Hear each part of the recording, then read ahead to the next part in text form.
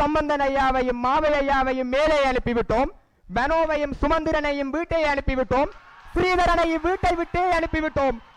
வடக்கிலே ஏற்பட்ட யுத்தத்திலே கணவன்களையும் சகோதரர்களையும் இழந்த எத்தனையோ பெண் சகோதரர்கள் இன்று அரச உதவிகளுக்காக அரச உத்தியோகத்தர்களால் பாலியல் லஞ்சம் கேட்கும் நிலைக்கு தள்ளப்பட்டிருக்கிறார்கள் என்றால் அதையும் தாண்டி ரோட்டு போடுகின்றோம் என்று மழைக்காலங்களிலே வீட்டுக்குள்ளே குளம் கட்டிய வீதி அதிகார சபை அதிகாரிகள் பௌத்தமயமாக்கம் என்ற போர்வையில் பார்க்கும் இடமெல்லாம் பௌத்தமயமாக்கம், வடக்கிலும் கிழக்கிலும் சிங்களவர்களின் ஆதிக்கம் தலை தூக்கிக் கொண்டிருக்கிறது. மாவட்ட ஒருங்கிணைப்பு குழு கூட்டம். ஜனாதிபதி கேட்கிறார், வீதி அபிவிருத்திக்கு உங்களுக்கு எவ்வளவு நிதி வேண்டும்? பொறுப்பதிகாரியினுடைய பதில், அச்சோ, மாகாணத்திடம் கேட்க வேண்டும், நான் திணைக்களத்திற்கு உரியவன். சுண்ணாம்புக்கல் அகழ்வு இடம்பெறுகின்றது. அதனூடாக என்னுடைய சந்திரசேகர் சொல்கின்றார், சுண்ணாம்புக்கல்லினை அகழ்ந்தவர்களை விட இங்கு நாங்கள் பாரியதாக குற்றம் சுமத்த வேண்டியது யாரிடம் என்று கேட்டால், இங்க இருக்கக்கூடிய அரசு உத்தியோகத்தர்களுடைய அர்ப்பணிப்பில்லாத செயற்பாடும் அசண்டையினமும் தான் காரணம் என்கிறார். 170 உத்தியோகத்தர்களை தங்களுடைய புனிதமான அந்த தாபன விதிக்கோவையினுடைய ஓட்டைகளை பார்த்துவிட்டு வந்து பணிப்பின் கட்டாயத்தின் பெயரிலே சம்பளம் இல்லாமல் வேலை செய்யுமாறு வற்புறுத்தி கையெழுத்து வாங்கக்கூடிய வைத்திய பணிப்பாளர்கள் இருக்கின்ற இடத்திலே பல வருட காலமாக வடமாகாணத்துக்கு அனுப்பி வைத்த நிதியை கணக்கில் கூட பார்க்காமல் திரும்பி அனுப்பி வைத்த முதலமைச்சரை வைத்துக் கொண்டிருக்கும் நீங்கள் இதை பற்றி பேசலாமா? யாரை நீங்கள் பாராளுமன்றத்துக்கு அனுப்பி வைத்தீர்கள்? யாரின் மேல் நம்பிக்கை வைத்து அனுப்பினீர்கள்? நம்பிக்கை துரோகி தான் ஐயா பெரிய திருடன். அப்போ உங்கள் முதலமைச்சர் தான் பெரிய திருடன், அவர் ஒரு அரசியல்வாதி. ஆக இப்ப ஒரு விடயத்தை நீங்கள் புரிந்து கொள்ள வேண்டும். அர்ஜுனா அம்பை வாங்கி வந்தால் பிரச்சனை இல்லை, வம்பை எல்லாம் எங்களுக்கு வாங்கி கொண்டிருக்கிறார். ஆக ஒரு பிரதேச செயலகத்தில் நின்று ஒரு டாக்குமெண்ட் எடுக்க வேண்டும் என்பதற்காக 6 நாட்கள் காத்திருக்க வேண்டும். வடமாகாண சபைக்கு வந்த நிதியினை அப்படியே திருப்பி அனுப்பினார் வடமாகாண முதலமைச்சர். ஆனால் கர்ணமகாராசரை போன்று விதவைகளுக்கு வாழ்வளிப்பேன் என்று பார் லைசன்ஸ்களை வாரி வழங்குகின்றார். இது மட்டுமல்ல, மலையக மக்களுக்கு 1000 ரூபாய் சம்பளம் கிடைக்கவில்லை என்றால் தீக்குளிப்பேன் என்று வடிவேல் சுரேஷ் அவர்கள் பகிரங்கமாக பேட்டி அளிக்கின்றார். அவர் இன்று வரை இறந்த பாடில்லை.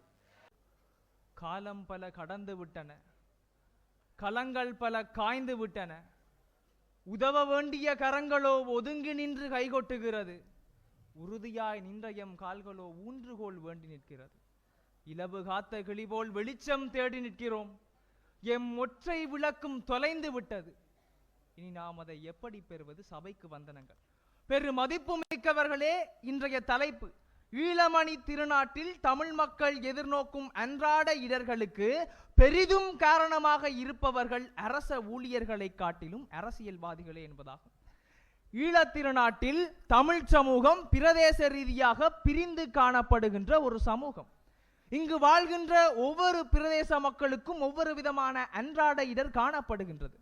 வடக்கிலே கடற்றொழில் மீனவர்கள் எதிர்நோக்குகின்ற அன்றாட இடர்கள் வேறு, முன்னாள் போராளிகள் எதிர்நோக்குகின்ற அன்றாட இடர்கள் வேறு, இனப்படுகொலையால் காணாமலாக்கப்பட்டோரின் உறவுகள் எதிர்நோக்குகின்ற அன்றாட இடர்கள் வேறு. கிழக்கை எடுத்து பார்த்தால் சிங்கள ஆதிக்கவாதிகளினால் மேய்ச்சல் தரைகள் அபகரிக்கப்பட்டு கொண்டு இருக்கின்றன. மலையகத்திலே இன்னுமே 1000 ரூபாய் சம்பளம் நிர்ணயிக்கப்படவில்லை. கல்வி ரீதியான வளப்பங்கீடுகளானது அங்கு முறையாக வழங்கப்படவில்லை. கொழும்பு வாழ் தமிழ் மக்கள், அங்கு இருக்கக்கூடிய மத்திய தர குடும்பத்தினர் பொருளாதார சீர்குலைவுக்கு முகம் கொடுத்து கொண்டிருக்கின்றார்கள், அன்றாடம் விளையேற்றத்திற்கு முகம் கொடுத்து கொண்டு இருக்கின்றார்கள். இவர்களுடைய அன்றாட இடரானது இவ்வாறு காணப்படுகின்ற பட்சத்தில் அவர்களுடைய அன்றாட இடர்களுக்கு பெரிதும் காரணமாக இருப்பவர்கள் அரச ஊழியர்களை காட்டிலும் அரசியல்வாதிகளா இல்லையா என்பதுதான் இன்றைய தலைப்பு. நாங்கள் ஒன்றும் இன்றைய வாதத்தின் மூலமாக அரச ஊழியர்களுக்கு புனிதர் பட்டம் வழங்கப் போவது இல்லை. அரச ஊழியர்களும் பிழை செய்கின்றார்கள், அரசியல்வாதிகளும் பிழை செய்கின்றார்கள். இந்த வாதம் என்பது ஒரு ஒப்பீட்டளவிலான ஒரு விவாதம். இன்றைய தலைப்பில் இருக்கக்கூடிய மிக மிக முக்கியமான பதம் பெரிதும் காணப்படுவது. இதனை தீர்மானிக்க போகின்ற காரணிகள் 2. முதலாவது, அரச ஊழியர்கள் என்பவர்கள் அரச நிறுவனத்தின் கீழே ஊதியம் பெற்று முறையாக பணியாற்றுகின்ற ஊழியர்கள். அரசியல்வாதிகள் அரச ஊழியர்களை கட்டுப்படுத்துவதற்கும் கண்காணிப்பதற்குமான முற்றுமுழுதான அதிகாரம் படைத்தவர்கள். 2வது விடயம், இன்று நாங்கள் எதிர்கொள்கின்ற அன்றாட இடர்களுக்கு ஆணிவேராகவும் காரணகர்த்தாவாகவும் இருப்பவர்கள் அரசியல்வாதிகள். இன்று எங்களுடைய தலைப்பை 3 தளங்களில் ஆராய இருக்கின்றோம். முதலாவதாக தமிழர்களுக்கான சிறந்த பிரதிநிதித்துவமின்மை, இரண்டாவதாக மக்களால் எதிர்கொள்ளப்படுகின்ற அன்றாட இடர்களுக்கு காரணகர்த்தாவாக இருக்கும் அரசியல்வாதிகள், மூன்றாவதாக மக்களால் வழங்கப்பட்டுள்ள அதிகாரத்தினை துஷ்பிரயோகப்படுத்துகின்ற அரசியல்வாதிகள். முதலாவது தளத்தினை சற்று நாங்கள் சீர்தூக்கி பார்க்க வேண்டும். சிங்கப்பூர் இலங்கையை விட அரசியல் ரீதியாகவும் பொருளாதார ரீதியாகவும் பின்தங்கிய நிலையில் இருந்த நாடு. 1956ஆம் ஆண்டு சிங்கப்பூர் ஜனாதிபதி தன்னுடைய நாட்டினை சீர்படுத்துவதற்காக முதலில் எடுத்த நடவடிக்கை அந்நாட்டினுடைய நிதி, உட்கட்டமைப்பு, சுகாதாரம், கல்வி போன்ற அமைச்சுக்களை மாற்றி அமைத்தார். கொள்கைகளை புதிதாக உருவாக்கினார். அப்படி என்றால் நாங்கள் விளங்கிக் கொள்வது என்ன? சிங்கப்பூர் இன்று முன்னிலையில் இருக்கக்கூடிய ஒரு நாடு. சிங்கப்பூரானது அரசியல் ரீதியான கட்டமைப்பில் முன்னேறி இருக்கின்றது என்றால் அதற்கு காரணம் அரசியல் கட்டமைப்பில் முக்கிய பங்காற்றுகின்ற அரசியல்வாதிகளை மாற்றி அமைத்திருக்கின்றார்கள். இன்று வடக்கிலே இந்திய இலங்கை மீனவர்களுக்கான பிரச்சனையானது சென்று கொண்டிருக்கின்றது. இந்தியாவிலிருந்து வருகின்ற இழுவை படகுகள் எங்கள் மீனவர்களுடைய மீன் வளங்களையும் வலைகளையும் சூறையாடிவிட்டு செல்கின்றன. இங்கு இருக்கக்கூடிய மீனவர்கள் வாழ்வாதாரம் கேள்விக்குட்படுத்தப்பட்டிருக்கின்றது. இங்கு நாங்கள் சுவையாக மீன்களை எல்லாம் பொறித்து சாப்பிட்டுக் கொண்டு இருக்கின்றோம். ஆனால் மீனவர்களுக்கு அங்கு மீனில் வலையில் மீன் சிக்குமா என்பது கவலை அல்ல. நான் இந்திய ராணுவத்திடம் நான் சிக்கிவிடுவேனா என்று அன்றாடம் அச்சப்பட்டுக் கொண்டிருக்கின்றார்கள். அது அவர்களுடைய அன்றாட பிரச்சனை. இந்திய அரசாங்கமும் இலங்கை அரசாங்கமும் நினைத்து திட்டங்களை வலுப்படுத்துவதனூடாகவும் இந்த பிரச்சனை என்றோ முடித்திருக்கலாம். ஆனால் இந்தியாவினூடாக எங்களுக்கு கிடைக்கின்ற அனுகூலங்களிற்காகவும் அரசியல் லாபங்களிற்காகவும் இன்று வரை இந்த பிரச்சனையை முடிக்காமல் வைத்துக் கொண்டு இருக்கின்றார்கள். எங்களுடைய பிரச்சனை அன்றாட இடராக இன்று மாறி இருக்கின்றது என்றால் அதற்கு காரணம் அரசியல்வாதிகள். அடுத்ததாக மலையக பிரச்சனையை சற்று நாங்கள் சீர்தூக்கி பார்க்க வேண்டும். இன்று எங்களுடைய தினசரி வாழ்க்கை செலவு என்பது 5000 தொடக்கம் 10,000 வரை சென்று கொண்டிருக்கின்றது. ஆனால் இன்றுமே மலையக தோட்ட தொழிலாளர்களுக்கு ஒரு நாள் சம்பளம் 1000 ரூபாவாக மாற்றம் அடையவில்லை என்றால் அவர்களுடைய நிலைமையை சற்று நாங்கள் சிந்தித்து பார்க்க வேண்டும். ரப்பர் காடுகளிலும் தேயிலை தோட்டங்களிலும் அங்கு இருக்கக்கூடிய தோட்ட தொழிலாளர்கள் அட்டைகளால் உறிஞ்சப்பட்டு தங்களுடைய உடலுழைப்பை வழங்கி பொருளாதாரத்திற்கு வழங்கி கொண்டு இருக்கின்றார்கள். அங்கு உறிஞ்சப்படுவது அட்டைகள் அல்ல, முதலாளிகளும் தமிழ் அரசியல்வாதிகளும் தோட்ட தொழிலாளர் ரத்தத்தை உறிஞ்சிக் கொண்டு இருக்கின்றார்கள். அடுத்ததாக ஒரு விடயம், இந்த மலையக மக்களினுடைய அன்றாட இடர்களை மலையக அரசியல்வாதிகள் என்றோ முடித்திருக்கலாம். கம்பெனி முதலாளிமார்களுடன் சண்டையிட்டு இந்த பிரச்சனையை முடித்திருக்க வேண்டும். ஆனால் அவர்கள் கம்பெனி முதலாளிமாருடன் சண்டையிட சொன்னால் சக்தி தொலைக்காட்சியில் குடுதிகா பார்க்குமார் என்று தங்களுக்கிடையில் சிறுபிள்ளைத்தனமாக சட்டையை கழித்து சண்டையிட்டுக் கொண்டிருக்கின்றார்கள். இதான் அரசியல்வாதிகளுடைய நிலைமை. நேற்றைய தினம் ஒரு செய்தியானது வெளிவந்தது.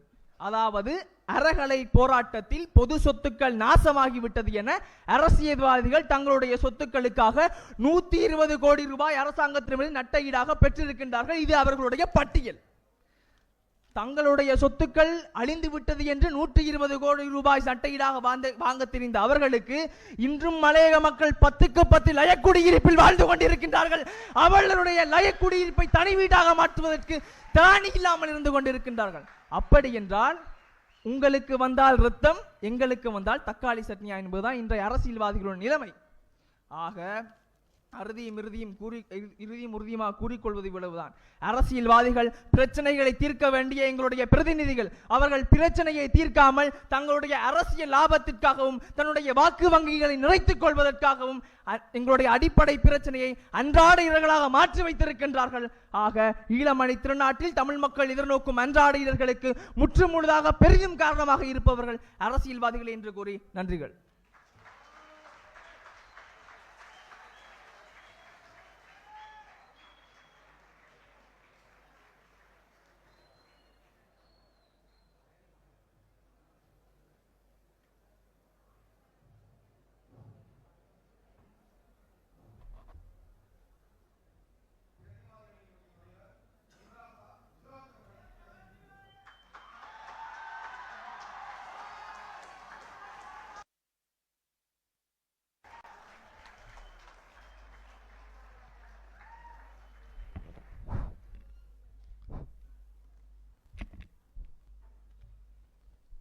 இந்த மண்ணை போர் சப்பித்துப்பி 16 வருடங்கள் கடந்தோடிவிட்டது. இதற்குள் 7 சொல்லாடல் முடிந்துவிட்டது. நடந்தது என்ன, நாம் பெற்றது என்ன? சம்பந்தன் ஐயாவையும் மாவை ஐயாவையும் மேலே அனுப்பிவிட்டோம். பனோவையும் சுமந்திரனையும் வீட்டை அனுப்பிவிட்டோம். ஸ்ரீதரனையும் வீட்டை விட்டே அனுப்பிவிட்டோம். மாற்ற வேண்டிய தலைவர்கள் என்று நினைத்தோம், ஒவ்வொன்றாக மாற்றிவிட்டோம். ஆனால் மாற வேண்டியது நாம் எப்போது மாறப்போகிறோம்? அவைக்கு என் வணக்கம். அந்த வகையிலே இன்றைய விவாதத்தின் தலைப்பானது ஈழமணி திருநாட்டிலே தமிழ் மக்கள் எதிர்நோக்கும் அன்றாட இடர்களுக்கு பெரிதும் காரணமாக இருப்பவர்கள் அரச ஊழியர்களை காட்டிலும் அரசியல்வாதிகளே இல்லை. அந்த வகையிலே எதிர்த்தரப்பு ஈழமணி திருநாடு மற்றும் தமிழ் மக்களுக்கு கொடுத்த வரையறைகளை நாங்கள் ஏற்றுக்கொள்கின்றோம். தமிழ் மக்கள் என்ற ரீதியிலே வடக்கு கிழக்கு தமிழர்கள், அதே போன்று மலையக தமிழர்கள், தலைநகர தமிழர்களை உள்ளடக்கியதை நாங்கள் எங்களுடைய வாதத்திலே ஏற்றுக்கொள்கின்றோம். ஆனால் எதிர்த்தரப்பு அன்றாட இடர்கள் என்ற வாதம் இந்த தலைப்பை கையாளுவதை மெருவனே கவனிக்காமல் அந்த அன்றாட இடர்கள் தொடர்பான விளக்கத்தை இந்த அவையிலே கொடுக்காத பட்சத்திலே அன்றாட இடர்கள் தொடர்பான விளக்கத்தை எம் தரப்பில் கொடுத்துக் கொள்கின்றோம். என்னவென்றால், இத்தனை வருட காலம் எங்களின் சிறிய சிறிய பிரச்சனைகள் தீர்க்கப்படாமல் இன்று பூதாகரமான பிரச்சனையாக வந்துள்ளது என்றால், தமிழ் தேசியம் பேசுகின்ற கட்சிகளின் வாக்கு வங்கி உடைந்திருக்கின்றது என்றால், அதாவது என்கனவு யாழ்ப்பாணத்திற்கு 30,000 வாக்குகள் வழங்கப்பட்டதிலிருந்து இன்று தமிழ் தேசியம் பேசுகின்ற கட்சிகள் அரசியல் ஓட்டத்திலேயே இல்லாமல் போயிருக்கின்றது என்றால், அங்கு நாங்கள் இவ்வளவு காலம் மேற்கொண்ட அரசியலை தாண்டிய ஏதோ ஒரு பிரச்சனை இந்த மக்களிடையே இருக்கின்றது. அந்த மக்களின் மனக்குமுறல்களையும் மக்களினுடைய எழுச்சிகளையும் ஒரு அரசியல் மேடை பேசப்பட்டதுதான். ஒரு பெரும்பான்மை கட்சிக்கு நாங்கள் ஒற்றை தரப்பாக நின்று வாக்களித்ததிலிருந்து ஒரு சமூக வலைத்தள வைத்தியரை பாராளுமன்ற உறுப்பினராக ஆக்கி இருக்கின்றது என்றால் அதற்கு காரணம் மக்களினுடைய மனக்குமுறல்களும் மக்களினுடைய எழுச்சிகளையும் அந்த ஒரு தரப்பு பேசியிருந்ததாகத்தான் இருக்கின்றது. அதனையும் தாண்டி அரச ஊழியர்கள் என்பவர்கள் இந்த தலைப்பிலே மிக முக்கியமான கருதப்பட வேண்டியவர்கள். யார் இந்த அரச ஊழியர்கள்? அரசின் மக்களை நிர்வகிக்க உருவாக்கப்பட்ட கட்டமைப்பு அரசாங்கத்தின் சேவையாளர்கள். மக்களுக்காக சேவை செய்வதற்காக தாபன விதி கோவையின் அடிப்படையிலே சில தத்துவங்களை கொண்டு செயற்படுவர்கள். அவை ஒன்றை கவனிக்க வேண்டும்.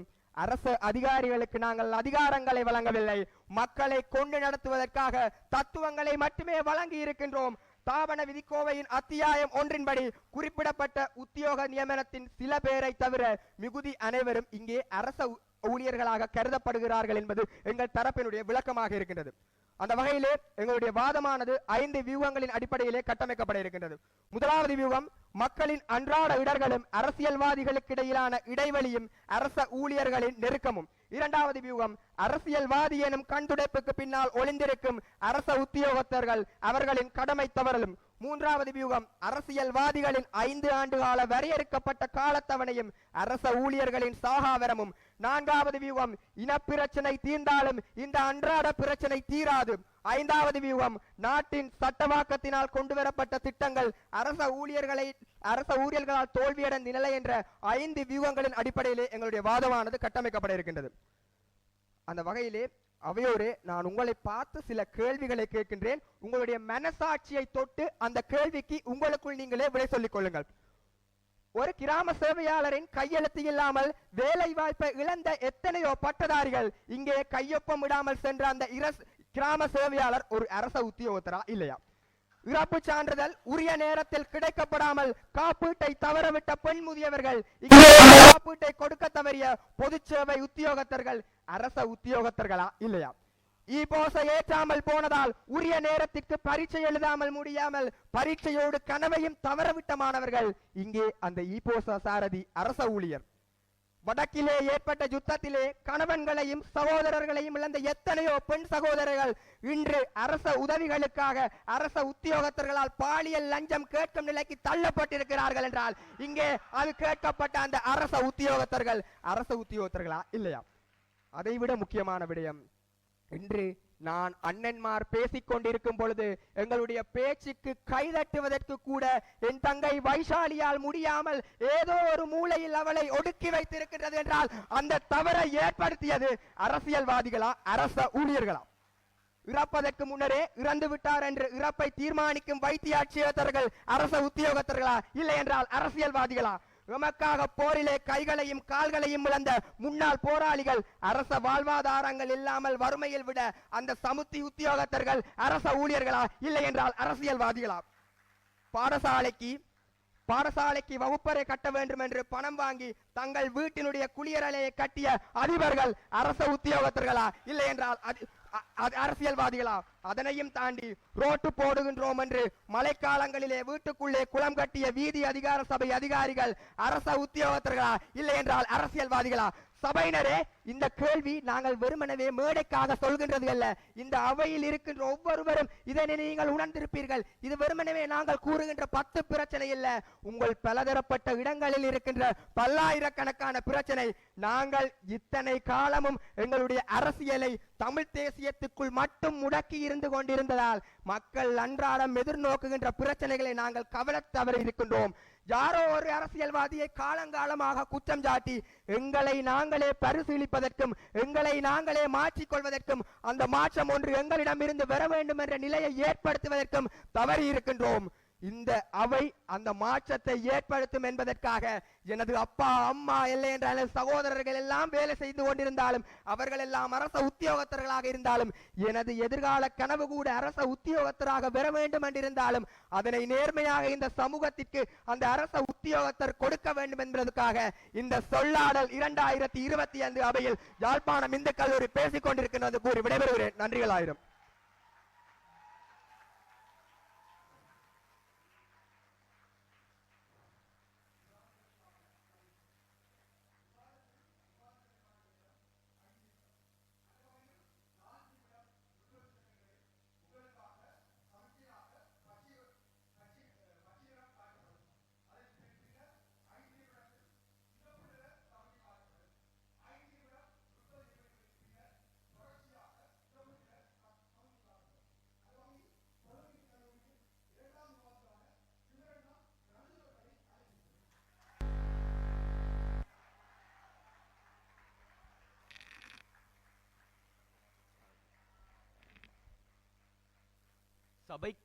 சபைக்கு வந்தனங்கள்.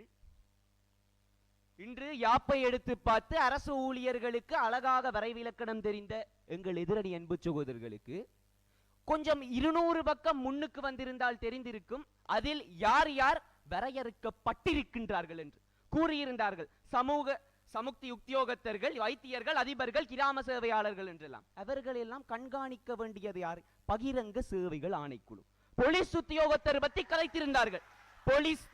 தேசிய போலீஸ் ஆணைக்குழு அவர்களை கண்காணிக்க வேண்டியது. உறுப்புரை 170 குறிப்பிடப்படுகின்றது. இந்த 41 ஆவண்ணா பிரிவில் வரும் பொருள்கோடலின் படி சுயாதீன துறைகளின் உறுப்பினர்களும் தவிசாளர்களும் அரசு ஊழியர்கள் இல்லை. ஆனால் அவர்கள் பொறுப்பு கூற வேண்டியது யாரை? பாராளுமன்ற உறுப்பினர்களை. பாராளுமன்ற உறுப்பினர்கள் யார்? உங்கள் அரசியல்வாதிகள். ஒட்டுமொத்தத்திலே எடுத்து பார்த்தோமே என்றால் ஒரே குட்டைக்குள் தான் இவர்கள் குதிரையோட்டி கொண்டிருக்கின்றார்கள். மீண்டும் மீண்டும் ஒரே விடயத்திற்குத்தான் வந்து கொண்டிருக்கின்றது. உங்கள் அரசியல்வாதிகள் தான் அடிப்படை வேர் பிரச்சனை. அதனை புரிந்து கொள்ளுங்கள். அடுத்ததாக எங்கள் தரப்பு வாதத்தை எடுத்து பார்த்தீர்கள் என்றால் இன்று சிறந்த பிரதிநிதித்துவம் இன்மை மாத்திரம் எங்களுக்கு பிரச்சனை இல்லை ஐயா. எங்களுக்கு அன்றாடம் பிரச்சனைக்கு காரணமாக அமைந்து கொண்டிருப்பதே இந்த அரசியல்வாதிகள். 1956 தனிச்சிங்கள சட்டத்தில் ஆரம்பமாகி தெற்கை குளிர்வூட்ட வடக்கை ரணங்களால் எரிக்க வேண்டும் என்று ஜேஆர் பகிரங்கமாக பரவலாக்கி 30 ஆண்டு காலமாக நாங்கள் போராடி எங்கள் அன்று தொடங்கிய ஒடுக்குமுறைகளை இன்று நாங்கள் இனப்பிரச்சனையாக எங்கள் நெஞ்சிலே சுமந்து கொண்டிருக்கின்றோம். காணியுரிமை வேண்டும், காணாமலாக்கப்பட்ட உறவுகள் வேண்டும், எங்கள் முன்னாள் போராளிகளுக்கு நீதி வேண்டும் என்று எங்களை உடலளவிலும் உளவியலிலும் பாதிக்க வைத்தது யார்? அதை இன்று வரை நீடிக்க வைத்தது யார்? உங்கள் அரசு ஊழியரா இல்லை அரசியல்வாதிகளா? அவையோரை உங்களுக்கு அனைவருக்கும் தெரிந்த உண்மை. யார் இதற்கு தவறு செய்திருக்கின்றார்கள் என்று வந்தாரை வாழ வைக்கும் தமிழர்களுக்கே இன்று வாழிடம் இல்லாமல் இருக்கின்றது என்றால் அவ்வளவிற்க சிங்கள அரசியல்வாதிகள் இன்று அதிகாரம் மிக்க ஆக்கிரமிப்புகள் செலுத்திக் கொண்டிருக்கின்றார்கள். பௌத்தமயமாக்கம் என்ற போர்வையில் பார்க்கும் இடமெல்லாம் பௌத்தமயமாக்கம். வடக்கிலும் கிழக்கிலும் சிங்களவர்களின் ஆதிக்கம் தலை தூக்கி கொண்டிருக்கின்றது. குருந்தூர் மலையிலே, வெடுக்குநாரி மலையிலே, வெடியரசன் கோட்டையிலே, ஆதிசிவன் கோயிலிலே என தொடங்கி இன்று தண்ணி முறிப்பு, தென்னை மரவடி, திரியை, வெறுகள் போன்ற விவசாய காணிகளை ஆக்கிரமித்துக் கொண்டிருக்கின்றார்கள் இந்த சிங்கள பேரினவாதிகள். இன்று விவசாயிகளாக இருக்கின்ற அவர்களின் பொருளாதாரம் பாதிக்கப்பட்டு கொண்டிருக்கின்றது. காணி உரிமைகளாக இருக்கின்ற அவர்களுக்கு தங்கள் பூர்வீக நிலங்களை அபகரித்துக் கொண்டிருக்கின்றார்கள். தாங்கள் தாயாட்டிலா வாழ்கின்றோம் என்ற பிரச்சனை ஏற்பட்டுக் கொண்டு அந்த அச்சம் உருவாகின்றது என்றால், இன்று அவர்களுக்கு அந்த அன்றாட பிரச்சனை உருவாகி இருக்கின்றது என்றால் காரணம் யார்? அங்கு சிங்கள பேரினவாதிகள் தொல்பொருள் ஆய்வு என்ற போர்வையிலே நடத்தி கொண்டிருக்கின்ற ஆட்டம். இன்று அவ்வாறுதான் எங்கள் காணிகள் சூறையாடிப்பட்டுக் கொண்டு வருகின்றது. அடுத்ததாக வடக்கில் மாத்திரமில்லை, கிழக்கில் மேச்சல் தரை பிரச்சனைகள் காணப்பட்டுக் கொண்டிருக்கின்றது. மயிலத்தமடு, மாதவனை போன்ற பிரதேசங்களில் சிங்கள ஆக்கிரமிப்பாளர்கள் ஆக்கிரமித்துக் கொண்டிருக்கின்றார்கள் மேச்சல் தரைகளை. இன்று கால்நடைகளை கொன்று குவித்துக் கொண்டும் போலி விவசாயிகளை வைத்துக் கொண்டு காணிகளை வென்றெடுத்துக் கொண்டும் இருக்கின்றார்கள். காரணத்தை எடுத்து பார்த்தால், உயர் நீதிமன்றத்தால் ஏற்கனவே 2013ஆம் ஆண்டு அது எங்களுடைய காணிகள் என்று ஏற்கனவே சொல்லிவிட்டார்கள். அதையும் மீறி இன்று மகாவலி அதிகார சபையின் திட்டம் என்று நீர்ப்பாசன அமைச்சின் கீழ் இதனை கொண்டு வந்து எங்கள் நிலங்களை ஆக்கிரமித்துக் கொண்டிருக்கின்றார்கள். துமிந்த திசாநாயக, காமினி விஜிதமுனி, சமல் ராஜபக்ச, ரோஷான் ரணதுங்கண்டி எத்தனையோ பேர் நீர்ப்பாசன அமைச்சர்களாக மாற்றம் பெற்று விட்டார்கள். அப்படி இருந்தும் இந்த பிரச்சனையை யாரும் கண்காணிக்கவில்லை என்றால் யார் பொறுப்பு? உங்கள் அரச ஊழியர்களா இதற்கு பொறுப்பு? நீங்களே பதில் கூறுங்கள். உங்கள் மனச்சாத்தியை தொட்டு சிந்தித்து பாருங்கள். கூறுகிறார் பாருங்கள் முன்னாள் கிழக்கு பல்கலைக்கழக துணைவேந்தர் பேராசிரியர் ஜெயசிங்கம் அவர்கள், இந்த உரிமைக்கான பிரச்சனை ஐயா இன்று நீங்கள் வெறுமனே தரை பிரச்சனை என்று நினைத்துக் கொண்டிருப்பீர்கள். இது எங்களுக்கான உரிமை பிரச்சனை. நாட்டில் சமத்துவம் இருக்கக்கூடாது என்பதற்காக சிங்கள பேரினவாதிகளும் அரசியல்வாதிகளும் செய்து கொண்டிருக்கின்ற திட்டமாக காணப்பட்டு கொண்டிருக்கின்றது. அவரே கூறிவிட்டார், இன்று இந்த பிரச்சனைக்கான அடிப்படை காரணமாயிருப்பது இவர்கள் என்று. அவ்வாறு இருக்க எந்த வகையில் அரசியல் ஊழியர்கள் இதுக்கு காரணமாயிருப்பார்கள் என்று தயவு செய்து நிறுவுங்கள். அடுத்தபடியாக, இன்று அரசியல்வாதிகள் பிரச்சனையை மட்டும் உருவாக்கவில்லை. இன்று சரியாக வேலை செய்து கொண்டிருக்க எத்தனையோ ஊழியர்களுக்கு அழுத்தங்களை தெரிவித்துக் கொண்டும் இருக்கின்றார்கள். இன்று அரசியல் அமைப்பின்படி நீதித்துறை ஒரு சுயாதீனமாக செயற்பட வேண்டிய துறை. ஆனால் இன்று 2013ஆம் ஆண்டு சிராணி பண்டாரநாயக்க அவர்கள் தனிப்பட்ட பிரச்சனைக்காக அந்கால ஜனாதிபதியானவர் அவரை குற்றப்பிரேரணை வைத்து தூக்கி அனுப்பினார். இன்று அவர்கள் பதவி விலகி இருக்கின்றார்கள். இவர் யார் என்று எடுத்து பார்த்தால் இலங்கையின் பிரதம நீதியரசர். இன்று நீதித்துறையின் அதியுச்ச அதிகாரத்தையே மாற்றக்கூடிய சூழ்நிலையை கொண்டிருப்பது அரசியல்வாதிகள் என்றால் இவர்கள் மாத்திரமில்லை. இன்று நீதியரசர் சரவணராஜாக்கு நடந்த பிரச்சனையை எடுத்து பாருங்கள். அன்று பௌத்தமயமாக்களுக்கு எதிராக தீர்ப்பு கொடுத்து விட்டோம் என்று சரத் வீரசேகர ஐயா பாராளுமன்றத்தில் கொலை மிரட்டல்கள் செய்து கொண்டிருக்கின்றார். இன்று அதியுச்ச நிலையில் சுயாதீனமாக செயற்பட வேண்டிய இந்த நீதித்துறையிலேயே அழுத்தங்கள் இருக்கின்றது என்றால் உங்கள் அரசியல் ஊழியர்கள் எம்மாத்திரம் ஐயா? நீங்களே சிந்தித்து பாருங்கள். இவர்கள் மாத்திரமல்ல, அரசியல் தலையீடுகள் இருந்தால் நான் பதவி விலகிவிடுவேன் என்று வடமாகாண ஆளுநர் வேதநாயகம் ஐயா குறிப்பிடுகின்றார். அரசியல் தலையீடுகள் இல்லாத கொள்கை உருவாக்கமே எனக்கு தேவை என்று மத்திய வங்கியின் ஆளுநர் நந்தலால் வீரசேகர குறிப்பிடுகின்றார் என்றால் பிரச்சனையை உருவாக்குவதும் நீங்கள் தான், அதை வைத்து அரசியல் செய்வதும் நீங்கள் தான், அதை தட்டி கேட்டு சரியானதாக மாற்ற வேண்டும் என்று வந்தால் அவர்களை நசுக்கி எழுப்புவதும் நீங்கள் தான். இறுதியிலே எடுத்து பார்த்தால் உங்களுக்கு அரசியல் ஊழியர்களுக்கு தான் குறை கூற வேண்டி இருக்கின்றது. கொலை செய்தான் கொலைகாரன் என்றார்கள், கொள்ளையடித்தால் கொள்ளைக்காரன் என்றார்கள், பெண்ணை இம்சித்தால் காமுகன் என்றார்கள். இதை அனைத்தையும் செய்தால், தரமாக செய்தால் அவன்தான் ஐயா அரசியல்வாதி. இன்று அவ்வாறுதான் இருக்கின்றது எங்கள் அரசியல் களம். ஒட்டுமொத்தமாக எங்கள் அன்றாட பிரச்சனைக்கு வித்தாகவும் அமைந்து கொண்டிருக்கின்றார்கள். அதை வைத்து அரசியல் செய்யும் சொத்தாகவும் அமைந்து கொண்டிருக்கின்றார்கள். நன்றி.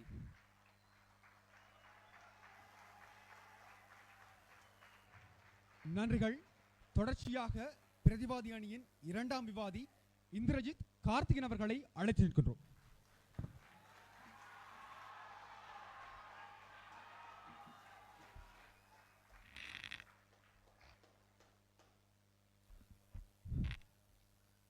மாவட்ட ஒருங்கிணைப்பு குழு கூட்டம். ஜனாதிபதி கேட்கிறார், வீதி அபிவிருத்திக்கு உங்களுக்கு எவ்வளவு நிதி வேண்டும்? பொறுப்பதிகாரியினுடைய பதில், அச்சோ, மாகாணத்திடம் கேட்க வேண்டும், நான் திணைக்களத்திற்கு உரியவன். ஜனநாயக சோசலிச குடியரசினுடைய ஒரு தலைவர் ஒரு தொழிற்சங்கத்தினுடைய பாரிய முயற்சியின் கீழ் 3/2 பெரும்பான்மையை கொண்ட ஒரு அரசினுடைய ஜனாதிபதிக்கு இவ்வாறான ஒரு பதிலை கொடுக்கக்கூடியதாக இருக்கின்றது என்றால், என்னை போன்ற ஒருவன், தெருவிலே நிற்கக்கூடிய ஒருவன், ஏனையா வீதி அபிவிருத்தி நடக்கவில்லை என்றால் நெஞ்சு பொறுக்கவில்லை இந்த நிலை கெட்ட மனிதரை எண்ணி. அவைக்கு என்னுடைய வந்தனங்கள். சகோதரர்களை, ஒன்றை மாத்திரம் புரிந்து கொள்ளுங்கள். இனப்பிரச்சினைக்கும் அன்றாட பிரச்சனைக்கும் தொடர்பு இருக்கின்றது. ஆனால் இரண்டும் ஒன்றல்ல என்பதை இந்த அவைக்கு நான் முதலாவதாக பதிவு செய்ய விரும்புகிறேன். ஒரு ஆசிரியர் சம்பளத்துக்காக போராடுகிறார். ஒரு பல்கலைக்கழகத்தினுடைய கல்விசார ஊழியர்கள் 100 நாட்கள் போராடுகிறார்கள் அவர்களுடைய சம்பள உயர்வுக்காக. மேலதிக கொடுப்பனவுகளை காணவில்லை என்று ஒரு திணைக்கள அதிகாரியும் அதே போன்று புகையிரத நிலையத்தினுடைய அதிபரும் நின்று போராடி கொண்டிருக்கிறார்கள். எனக்கு விளங்கவில்லை.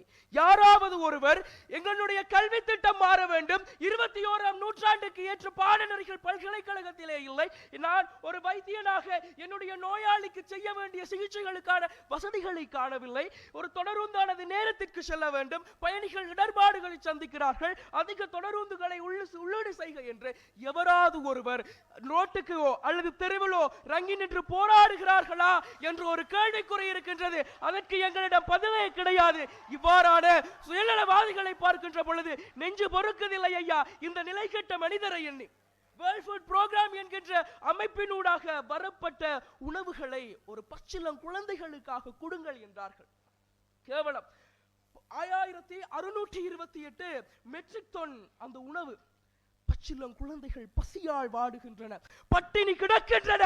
ஆனால் அவற்றை உரியான முறையிலே அதிகாரிகள் கொடுக்கவில்லை. இங்கு நடந்து கொண்டிருப்பதுதான் என்ன எங்களுக்கு தெரியவில்லை. ஒரு 6 நாட்களுக்கு கிட்ட விடுதிகளுக்கே போகவில்லை. தனியார் வைத்தியசாலையில் மூழ்கி கிடக்கக்கூடிய நரம்பியல் நிபுணரை பற்றி நாங்கள் பேசுகிறோம். உங்களுக்கு நலிந்த ஜெயதிஷ்ட வந்து நிற்க வேண்டுமா அல்லது ஹரணி அமயசூரிய தான் வந்து நின்று இது என்ன பிரச்சனை என்று கேட்க வேண்டுமா? இதற்கு யார் ஐயா பொறுப்பு? உன்னுடைய வேலையை செய், அதன் பிறகு மிச்சவற்றை பார்ப்போம் என்றால் கிடையவே கிடையாது. சமுத்தி பயனாளிகள் தோற்று போன திட்டம். சமுத்தி பயனாளிலிருந்து இன்று அஸ்வஸ்ம வரை மாறிவிட்டோம். மன்னாரிலே பொன்னம்மா என்று ஒருவர் யுத்தத்தினால் பாதிக்கப்பட்டவர். யுத்தத்திலே தன்னுடைய மகனை இழந்தாலும் அந்த யுத்த வடுவை மறக்க வேண்டும் என்று ஒவ்வொரு நாளும் நிவாரணம் கிடைக்கும், சமுத்தி முத்திரை எனக்கு கிடைக்கும் என்று அலைந்து திரிந்த ஒருவர் இன்று எங்களோடு இல்லை. ஆனால் முத்திரையும் கிடைக்கவில்லை. நீங்கள் காலாமலாக்கப்பட்டோரை பற்றி, யுத்த வடுக்களை பற்றி பேசுகின்றீர்கள். நாளை அவனுடைய மகன் வருகின்ற பொழுது அந்த தாய் இருக்க வேண்டும் என்று சொன்னால் அதற்கான நிவாரணங்களை கொடுக்க தவறிவிட்டு இன பிரச்சனை என்று வந்து நின்றால் எது ஐயா எங்களுக்கு அன்றாட பிரச்சனை? எனக்கு விளங்கவில்லை. அடுத்ததாக மன்னாரிலே பாரிய போராட்டங்களை நடத்தினார்கள், மீளாய்வு செய்யுங்கள் என்று. ஆனால் எதுவுமே இங்கு இடம்பெறவில்லை. அம்பாறையிலே கடற்தொழிலாளர்கள் வாழ்வியலை துளைத்து நிற்கின்ற ஒரு தந்தை தன்னுடைய அடுத்த வேளை சாப்பாட்டுக்காக மகன் ஏங்கிக் கொண்டு நிற்கிறான். ஆனால் வேலைகளையும் சரி பொருளாதார உத்திகளையும் ஒரு சமுத்தி உத்தியோகத்தர் கொள்ளையடித்து விட்டு சென்றார். அம்பாறையிலே இடம்பெற்ற போராட்டம் அதற்கு சாட்சி. என்னதான் நடந்து கொண்டிருக்கின்றது எங்களுக்கு தெரியவில்லை. தனிச்சிங்கள சட்டமா? இந்த தனிச்சிங்கள சட்டத்தினை என்கியூ டயஸ் என்கின்ற ஒரு அரசு செயலாளர் தொடக்கி வைக்கிறார். அதன் பின்புதான் உங்களுடைய ஜேஆர் ஜெயவர்தன மலையகத்தினுடைய பிரச்சனையை பற்றி பேசுகிறீர்கள். 1000 ரூபாய் கொடுப்பனவு ஏன் வரவில்லை? நான் கேட்கிறேன், அவர்கள் ஏன் இன்று வரை தேயிலையை பறித்துக் கொண்டிருக்கிறார்கள்? அவர்கள் கல்வி கற்க வேண்டாமா? அவர்கள் நல்ல உத்தியோகத்துக்கு போக வேண்டாமா? காரணம் முழுக்க அரசு உத்தியோகத்தர்கள் ஒழுங்காக செயற்படாத விடம். சர் கந்தையா வைத்தியநாதன் ஒரு அரசு உத்தியோகத்தர் என்ன செய்கிறார் தெரியுமா? மலையகத்தினுடைய பிரஜா உரிமையை பறியுங்கள் என்று காட்டம் தெரிவிக்கின்றார். இன்று அஸ்வஸ்ம பிரச்சனை, ஒரு வவுனியாவிலே மொழி பிரச்சனைகள் தொடங்கி அனைத்திலும் இன்று மோசடிகள் இடம்பெற்றிருக்கின்றது என்று சொன்னால் இங்கு நடந்து கொண்டிருப்பவைதான் என்ன? சுண்ணாம்புக்கல் அகழ்வு இடம்பெறுகின்றது. அதனூடாக என்னுடைய சந்திரசேகர் சொல்கின்றார், சுண்ணாம்புக்கல்லை அகழ்ந்தவர்களை விட இங்கு நாங்கள் பாரியதாக குற்றம் சுமத்த வேண்டியது யாரிடம் என்று கேட்டால் இங்க இருக்கக்கூடிய அரசு உத்தியோகத்தர்களுடைய அர்ப்பணிப்பில்லாத செயற்பாடும் அசண்டையினமும் தான் காரணம் என்கிறார். 170 உத்தியோகத்தர்களை தங்களுடைய புனிதமான அந்த தாபன விதிக்கோவையினுடைய ஓட்டைகளை பார்த்துவிட்டு வந்து பணிப்பின் கட்டாயத்தின் பெயரிலே சம்பளம் இல்லாமல் வேலை செய்யுமாறு வற்புறுத்தி கையெழுத்து வாங்கக்கூடிய வைத்திய பணிப்பாளர்கள் இருக்கின்ற இடத்திலே எங்களினுடைய அன்றாட பிரச்சனை என்று நாங்கள் எதனை கருதி நிற்கிறோம் என்று சொன்னால் இவ்வாறான பிரச்சனைகளைத்தான். இதனை விட மிகப்பெரியதொரு விடயம், என்னுடைய அம்மா என்னுடைய அப்பா எல்லோருமே இவ்வாறானவர்கள் தான் என்பதுதான் நிதர்சனம். எல்லாவற்றையும் விட்டு விடுவோம் சகோதரர்களே. ஒரே ஒரு விடயம்தான், ஏதாவது ஒரு பிரச்சனை என்று போய் நின்று பாருங்கள். சமூக வலைத்தளங்களிலே ஒரு குரங்கு பொம்மை ஒன்று இருக்கிறது. எவ்வாறு என்று கேட்டால் அவ்வளவுதான். அந்த மௌனம் இதுதான் அன்றாட பிரச்சனைகளுக்கு காரணம். நன்றி, வணக்கம்.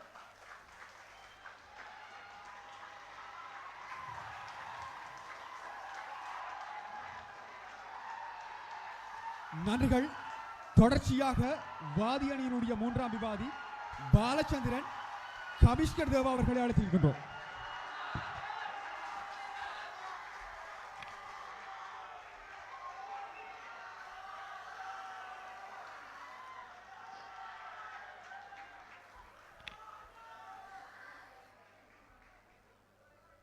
நந்தவனத்தில் ஓராண்டி அவன் 4 மாதமாய் குயவனை வேண்டி கொண்டு வந்தான் ஒரு தோண்டி, அதை கூத்தாடி கூத்தாடி போட்டுடை தாண்டி. இன்னும் எத்தனை தோண்டிகளை போட்டுடைத்தாலும் இவர்கள் திருந்த மாட்டார்கள். முதலாவதாக ஒரு விடயம், நானும் பார்க்கிறேன், வந்ததிலிருந்து இவர்களுக்கும் அரசியல்வாதிகளுக்கும் என்ன தொடர்போ தெரியவில்லை. கரை வேட்டிகளுக்கு கொடி பிடித்துக் கொண்டே இருக்கிறார்கள் வந்ததிலிருந்து. இவர்களை போன்ற ஆட்களினால் தான் கரை வேட்டிகள் இன்று வரை கரை பிடிந்தவர்களாகவே இருந்து கொண்டிருக்கின்றார்கள். அழகாக வருவோம். முதலாவதாக இன்று சில விடயங்களை நாங்கள் புரிந்து கொள்ள வேண்டும். கொழும்பு தமிழன் தானே, உனக்கு என்ன பிரச்சனை என்று கேட்பீர்கள். விலைவாசி ஏற்றத்தால் சாப்பிடவே வழி இல்லாமல் நிற்கின்றோம். இதற்கெல்லாம் யாரு காரணம் என இலகுவாக சிந்தித்தால் தெரிகிறது. ஒழுங்காக பொருளாதார கொள்கைகளை நாட்டுக்குள் கொண்டு வரத அரசியல்வாதிகள் உரத்தடியை விதிக்கின்றார்கள், அவர்கள் இஷ்டத்துக்கு கொள்கைகளை மாற்றுகிறார்கள். யாரை கேட்டதெல்லாம் செய்கிறார்கள் என்று எனக்கு என்றால் தெரியவில்லை. அப்பொழுதுதான் எனக்கு ஒரு பதில் கிடைத்தது. அரசியல்வாதிக்கு இருக்கும் அளவு கடந்த அதிகாரம் தான் அவர்களை இதை செய்ய வைக்கின்றது. முதலாவதாக பாருங்கள், இன்று அழகாக இவர்களுடைய கோணத்திற்கு வரும். மக்களின் அன்றாட இடர்களும் அதனுடன் நெருக்கமாக இருக்கும் அரசு ஊழியர்களும் என்றார்கள். மதிப்புமிக்கவர்களே, நெருக்கமாக இருந்து 500 ரூபாய் கொள்ளையடிக்கும் அரச ஊழியர்களை நீங்கள் பார்க்கின்றீர்கள். அந்த ஒட்டுமொத்த 500 ரூபாயிலும் 50% கமிஷன் வாங்கும் அரசியல்வாதிகளை நான் பார்க்கின்றேன். இதில் யார் பெரிய குற்றவாளி என்று நீங்கள் சொல்லுங்கள். இதுதான் இன்றைய வாதம். தலைப்பு அழகாக கூறிவிட்டது. 2 பேருமே திருடன்கள் தான். இந்த 2 திருடன்களில் யார் தெளிவான திருடன் என்பதுதான் இன்றைய வாதம். இலகுவாக புரிந்துவிட்டது. யார் அதிகமாக கொள்ளையடிக்கிறது? அரசியல்வாதிகள். அடுத்தாக வருவோம். அழகாக கூறினார் பாருங்கள், அரசியல்வாதிகளுக்கு 5 வருடம், அதிகாரிகளுக்கு 50 வருடம் என்று. எனக்கு ஒரு விடயம் புரியவில்லை. இலங்கை நாட்டிலே நடந்த தேர்தல், ஜனாதிபதி தேர்தல் 3ஐயும் எடுத்து பார்த்தோமேயானால், முதல் வருடம் ஒருவர் வந்தார், அவரை அடித்து விரட்டினீர்கள், 5 வருட இடைவெளி. அடுத்த வருடம் அவரது குடும்பத்திலிருந்தே இன்னொருவர் வந்தார், அவரை அடித்து விரட்டினீர்கள், இன்னொருவர் வந்தார். இதில் என்னையா மாற்றம் வந்தது உங்களுக்கு? அதே குட்டையில் குழப்பிக் கொண்டிருக்கின்றீர்கள். இதுதான் இன்றைய அரசியல்வாதிகள் மாற்றம் என்று கருத்துக் கொண்டிருக்கின்றீர்கள். அவ்வாறு வரும் அரசியல்வாதிகளும் அழுத்தம் தெரிவிக்கிறார்கள். எந்த அளவுக்கு? கொலை செய்யும் அளவுக்கு அழுத்தம் தெரிவிக்கின்றார்கள். லசந்த விக்ரமதுங்க போன்ற ஊடகவியலாளர்களுக்கு இன்று வரை நீதி கிடைக்காமல் இருக்கும் மண் இது. அவ்வாறு இருக்க நீ இங்க ஒரு விடயத்தை நீங்கள் புரிந்து கொள்ள வேண்டும். அரச ஊழியர்கள் சரியை செய்தால் தட்டி கொடுக்க மாட்டார்கள், அவர்களை குழி தோண்டி புதைப்பார்கள் அரசியல்வாதிகள். அதுவே அவர்களோடு சேர்ந்து கொள்ளையடித்தால் அவர்களை கூட வைத்துக் கொள்வார்கள். இதுதான் இன்று இருக்கும் அரசு ஊழியர்களுக்கான நிலை. அடுத்ததாக, இன்று கிராம சேவையாளர்கள், பொது சேவை உத்தியோகத்தர்கள், வைத்தியர்கள் இவர்கள் எல்லாம் கொள்ளையடிக்கிறார்கள். சரி, இதெல்லாம் நடந்து கொண்டே இருக்கிறது. இதற்கு பின்னால் இருக்கும் அமைச்சர்களுக்குரிய அமைச்சர்கள் என்ன பூப்பறித்துக் கொண்டு இருக்கின்றார்கள் இவ்வளவு நாளாக? எனக்கு புரியவில்லை.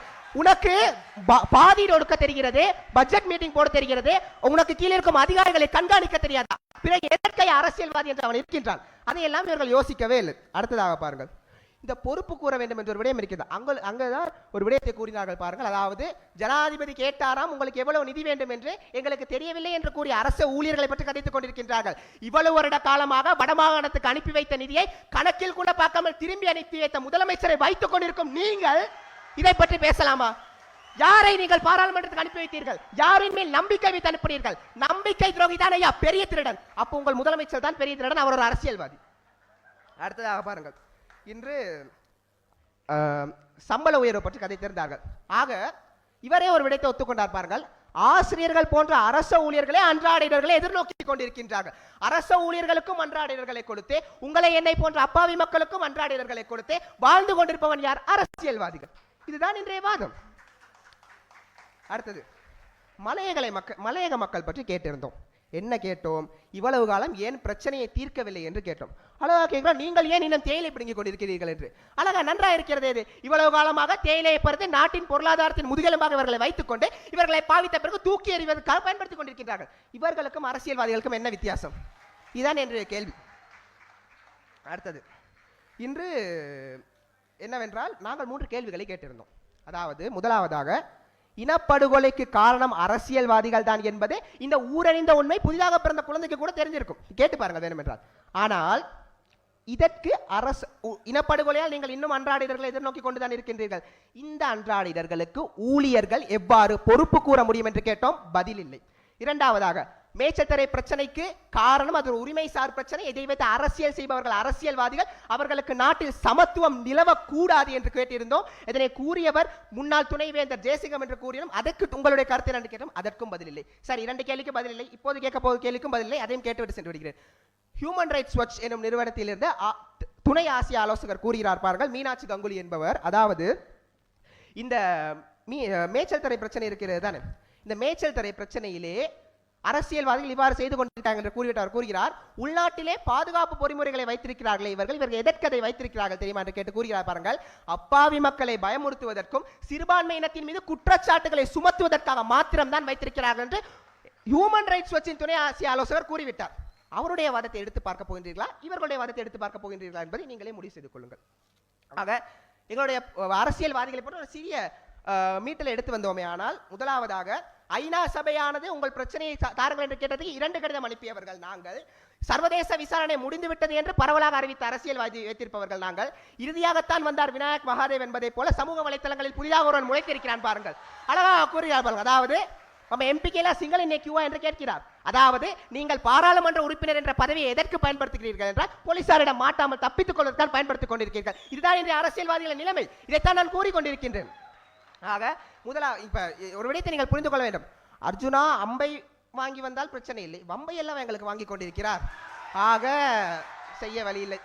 ஒட்டுமொத்தமாக முடிவை சொல்லுவோமே. ஆனால் முதலாம் வாதி தலைப்பில் என்று பேசவில்லை, இரண்டாம் வாதி போடியத்தில் என்று பேசவில்லை. இவர்கள் 3 பேரும் சம்பந்தமாக எதுவுமே பேசவில்லை. எங்களுடைய வாதம் தெளிவாக இருக்கிறது. ஈழமணி திருநாட்டில் தமிழ் மக்கள் இல்லை, எல்லா மக்களும் எதிர்நோக்கும் அன்றாட இடர்களுக்கு ஒட்டுமொத்தமான காரணம் அரசியல்வாதிகளும் அரசு ஊழியர்களும். இதில் பெரிதும் காரணம் அரசியல்வாதிகளே. நன்றி, வணக்கம்.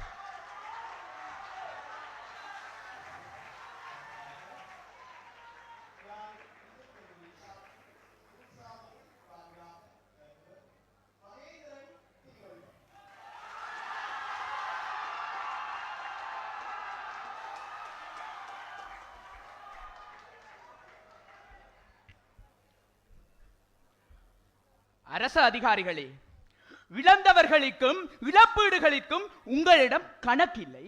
வைத்தியமின்றி இருமிச்சாவதில் சிறப்பும் இல்லை. இதற்குள் அரசியல்வாதிகளோடு விளையாடி கொண்டிருக்கின்றீர்கள். அதோடு நமக்குள்ளே உள்ள எதிரி அவனுடைய நரம்பிலே இருந்து கொடியேற்ற வேண்டும், அவனை கிள்ளி எறிய வேண்டும் என்பதுதான் எங்கள் தரப்பு வாதமாக இருக்கின்றது. எங்களுடைய வாதம் உங்களை இணைப்பதாகத்தான் இருக்கின்றது. ஆக அவைக்கு என்னுடைய வந்தனங்கள். ஆரம்பத்தில் இருந்து வருகின்றேன். முதலாவதாக, இவர்களுடைய முதலாவது வாதி இனப்பிரச்சனையை பற்றி வரையறுக்கவே இல்லை. இவர்கள் சொன்ன வாதம் என்ன தெரியுமா? இவர்கள் வடக்குக்கு என்ன சொன்னார்கள்? வடக்கு தமிழர்களுக்கு மீனவ பிரச்சனை தான் இருக்கிறது. அடுத்ததாக கிழக்கு தமிழர்களுக்கு மயிலத்தமடுவிலே இருக்கின்ற பிரச்சனை மட்டும்தான் பிரச்சனை என்றவாறு கருத்து சென்றிருந்தார்கள். இதை தாண்டி மலையக தமிழர்களிலே அவர்கள் கொழுந்து பறித்துக் கொண்டிருக்கிறார்கள் என்று சொன்னார்கள். இப்பொழுது இவர்களை இந்த மாயை எவ்வாறு உருவாக்கி இருக்கின்றார்கள், இந்த மாயைக்கான காரணங்களை நான் ஒவ்வொன்றாக சொல்லுகின்றேன் பாருங்கள். இவர்கள் சரி இனவாதம் கலைத்தார்கள், இனவாதத்தினூடாக இவ்வாறான பிரச்சனைகள் வருகின்றன என்று சொல்லுகின்றீர்கள். முதலாவது இனவாதமும் படுகொலையும் அன்றாட பிரச்சனை அல்ல என்பதை நீங்கள் புரிந்து கொள்ளுங்கள். இவர்களுக்கு பாடசாலையிலே ஆசிரியர்கள் ஒன்று படிப்பிப்பதும் தனியார் நிறுவனங்களிலே ஆசிரியர்கள் ஒன்று படிப்பிப்பதற்கும் இனப்பிரச்சனை காரணம். அதே நேரம் நீங்கள் உங்களுடைய அதாவது கிராம சேவை உத்தியோகத்திடம் சென்று ஒரு பதிவிட கடதாசி வாங்குவதற்கு இனப்பிரச்சனை தான் காரணம். அதே நீங்கள் உங்களுடைய பிரதேசத்தில் நீங்கள் உங்களிடமிருந்து எதிர்பார்த்து நீங்கள் ஒவ்வொருத்தராக சிந்தித்து பாருங்கள், உங்களுடைய மனச்சாட்சியில் இருந்து சிந்தித்து பாருங்கள். நீங்கள் ஒரு பிரதேச செயலகத்தில் நின்று ஒரு டாக்குமெண்டை எடுக்க வேண்டும் என்பதற்காக 6 நாட்கள் காத்திருக்க வேண்டும் என்றால் இனப்பிரச்சனை காரணம். ஆக இவர்களுடைய ஒவ்வொரு வாதத்திற்கும் வருவோம்.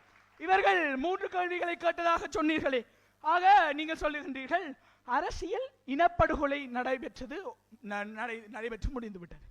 ஆக அந்த நடைபெற்று முடிந்த அந்த இனப்படுகொலையினால் வாழ்வாதாரம் இழந்து இன்று இருக்கும் குடும்பத்திற்கு சமர்த்தியை வழங்காமல் உன்னுடைய தம்பிக்கும் உன்னுடைய தங்கத்திற்கும் உன்னுடைய தாத்தாவிற்கும் கொடுப்பதற்கா அரசு ஊழியர்கள் இருக்கின்றார்கள். என்னடாப்பா உனக்கு சொன்னதை சொல்லாததை செய்யாவிட்டால் பிரச்சனை இல்லை. உனக்கு யாப்பிலே சொல்லி இதை இன்னாருக்கு குடு என்று சொல்லி கொடுக்கப்பட்டிருக்கிறது, அதே உன்னால் கொடுக்க முடியவில்லை.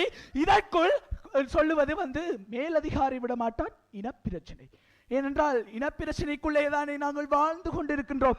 ஆக அதுதான் இவர்களுடைய மிகப்பெரிய பிரச்சனையாக இருக்கிறது. அடுத்ததாக பாருங்கள், இவர்களுடைய தரப்பு கேட்ட முதலாவது கேள்வி மேய்ச்சல் தரை நிலங்களுக்கு இன்னார் அதிலே தான் இருக்கிறார்கள்.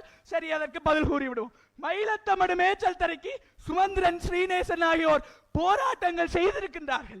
ஆனால் நீங்கள் ஒன்றை விளங்கிக் கொள்ளுங்கள், நாங்கள் எங்களுடைய வாக்குகளை செலுத்தி அனுப்பும் பாராளுமன்ற உறுப்பினர்களை காட்டிலும் எங்களுடைய அரசியல்வாதிகள் தோற்று போன அரசியல்வாதிகள் போராட்டம் செய்வதை காட்டிலும், ஆனால் அவர்கள் எங்கே போராட்டம் செய்தார்கள் என்றால் ஒரு அரசாங்க அதிபரினுடைய அலுவலகத்திற்கு முன்பு. ஏனென்றால் அரசாங்க அதிபருக்கு அதற்குரிய அதிகாரம் இருக்கிறது. காணியை பற்றி தெரிந்தீர்கள், காணி உங்களுடைய அன்றாட பிரச்சனை, சொந்த காணியிலே வாழ முடியாது இருக்கின்றது என்று சொல்லுகின்றீர்கள். முதலாவது போய் படித்து விட்டு வாருங்கள். காணி ஒரு பிரதேசத்திற்கு உட்பட்ட காணியை ஒருவருக்கு ஒருவர் வழங்க வேண்டும் என்றால் அதற்கு ஜனாதிபதி அப்போ ராசா இதுக்கு குடு என்று சொல்ல தேவையில்லை. நீங்கள் உங்களுடைய அதாவது கிராம சேவையாளரும் அதற்கு மேற்பட்ட அரசாங்க அதிபரும் இருந்தாலே போதும், அவர்கள் நிலைத்திருந்தால் செய்திருக்கலாமே. அடுத்த பிரச்சனை இந்த அரசாங்க வேலையில் இருக்கின்ற சௌகரியங்கள். இப்படி படித்தும் அரசாங்க ஊழியத்துக்கு வந்து விடுடா தம்பி என்று சொல்லுகின்ற எம்மவர்கள் இருக்கின்றார்கள். அந்த வகையிலே இவர்கள் சொல்லி இருக்கிறார்கள். இப்பொழுது நான் கூறுகின்றேன், 2023ஆம் ஆண்டு சொல்லாடலை ஞாபகப்படுத்தலாம் என்று நினைக்கின்றேன். 2023 சொல்லாடலே குறிப்பிடப்படுகிறது, IMF குறிப்பிடுகிறது, இன்று அதிக அளவிலான அரசு உத்தியோகத்தர்களுக்கு சும்மா சம்பளம் கொடுத்து கொண்டிருக்கின்றோம் என்று. ஆக சும்மா இருந்து சம்பளம் வாங்குவதற்காக வருகிறார்கள். நான் ஒருவரின் மீதும் பிழை சொல்லவில்லை, நான் அரசியல் தலைவர்களை பிழை சொல்வதற்காக வரவில்லை. சிந்தியுங்கள் மக்களே, நான் என்னுடைய அப்பா, தங்கை, அம்மா அனைவரையும் பற்றி சொல்கின்றேன். உங்களில் இருந்து உங்கள் பிரச்சனைகளை பற்றி கதைப்பதற்காக இவர்கள் ஒன்று கூறியிருந்தார்கள். அது மிக மிக உண்மை. அதாவது இப்படி பேசிக்கொண்டிருப்பவர்கள் தான் அரசியல்வாதிகளை கரைபடிய வைக்கிறார்கள் என்று. அதைத்தான் சொல்லிக் கொண்டிருக்கின்றேன். அரசு ஊழியர்களாக இருக்கக்கூடிய நாங்கள் எங்களுக்கு செயற்படுத்தப்படும் அதிகாரங்களையும் அவ்வாறு ஊழல் நடைபெறுகின்ற போது அதை வெளிப்படுத்துகின்ற அதிகாரத்தையும் எங்களுக்கு தரப்பட்டிருக்கின்றது. அதை தந்து நீங்கள் செயற்படுத்துங்கள். அவ்வாறு செயற்படுத்திய பல பேரை சொல்லி ஒன்றை மட்டும் சொல்லி நிறைவு செய்கின்றேன். நீங்கள் அவ்வாறு தான் அரசாங்கத்தை மாற்றினீர்கள். அரசாங்கத்தின் ஊழியர்கள் என்ன சொல்லுகிறார்கள் தெரியுமா? முதலாவது, நாட்டை மாற்றி அமைப்பதற்கு அரசு அதிகாரிகள் எதிர்ப்பு கூறுகிறார் சுனில் ஹந்தனேத்தி அமைச்சர். அதாவது நீங்கள் சொல்லுகின்ற அழுத்தம் இருந்திருந்தால் கிழித்து தொங்க விட்ட வேண்டியதுதானே, உங்களால் முடியும் என்றால் செய்திருக்க வேண்டியதுதானே இதுகளை எல்லாம். அடுத்ததாக பாருங்கள், அரசு அதிகாரிகள் மக்களை அலக்களித்து ஏமாற்றுவதை எங்களால் பார்த்து கொண்டிருக்க முடியாது.